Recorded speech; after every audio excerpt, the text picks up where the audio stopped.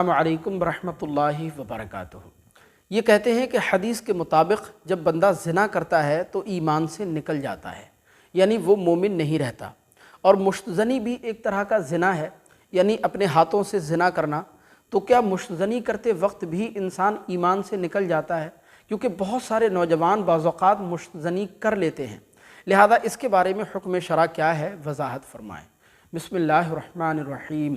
تو دیکھیں اس کا جواب یہ ہے، حدیث پاک میں آتا ہے، سیدنا ابو ہریرہ رضی اللہ تعالی عنہ کی روایت میں ہے کہ حضور اکرم صلی اللہ علیہ وسلم نے 3 گناہوں کی طرف اشارہ کرتے ہوئے ارشاد فرمایا کہ یہ 3 گناہ ایسے ہیں کہ جو بھی انسان یہ 3 گناہ کرتا ہے، ان گناہوں کے کرتے وقت وہ مومن نہیں رہتا ہے۔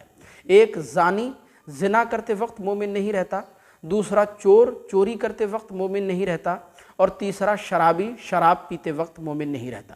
اسی طرح ایک اور حدیث پاک میں آتا ہے کہ 7 زمینیں اور 7 آسمان شادی شدہ زناکار پر لعنت کرتی ہیں، اور کل قیامت کے دن زناکار لوگوں کی شرمگاہوں سے، یعنی ایسے لوگ جو دنیا میں زنا کیا کرتے تھے، ان کی شرمگاہوں سے ایسی سخت بدبو پھیلے گی کہ اس بدبو سے تمام اہل جہنم پریشان ہو جائیں گے اور ان کی سخت رسوائی ہوگی۔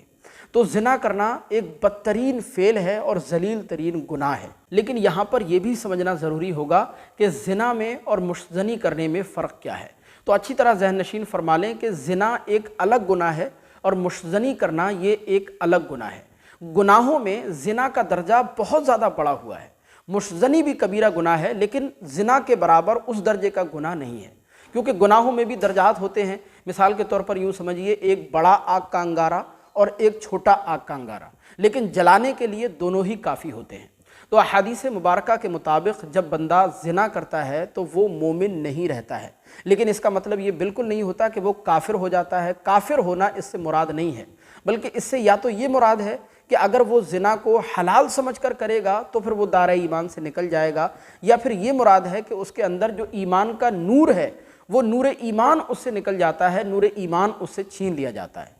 تو زانی زنا کرتے وقت مومن نہیں رہتا، لیکن مشتزنی کے متعلق ایسی کوئی روایت موجود نہیں ہے کہ مشتزنی کرنے والا جب مشتزنی کرتا ہے تو وہ دائرہ ایمان سے نکل جائے، ایسی کوئی روایت موجود نہیں ہے۔ حالانکہ مشتزنی کرنا بھی سخت ناجائز اور حرام فعل ہے۔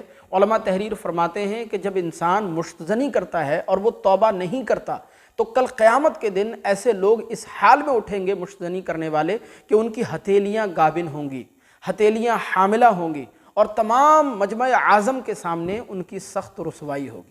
تو خلاصہ کلام یہ ہے کہ زنا ایک الگ گناہ ہے، مشتزنی ایک الگ گناہ ہے۔ زنا بڑے درجے کا گناہ ہے، مشتزنی اس کے مقابلے چھوٹے درجے کا گناہ ہے، لیکن کبیرہ گناہ ہے، البتہ ناجائز اور حرام ضرور ہے۔ جس طرح زنا سے بچنا ضروری ہے، اسی طرح مشتزنی سے بھی بچنا ضروری ہے۔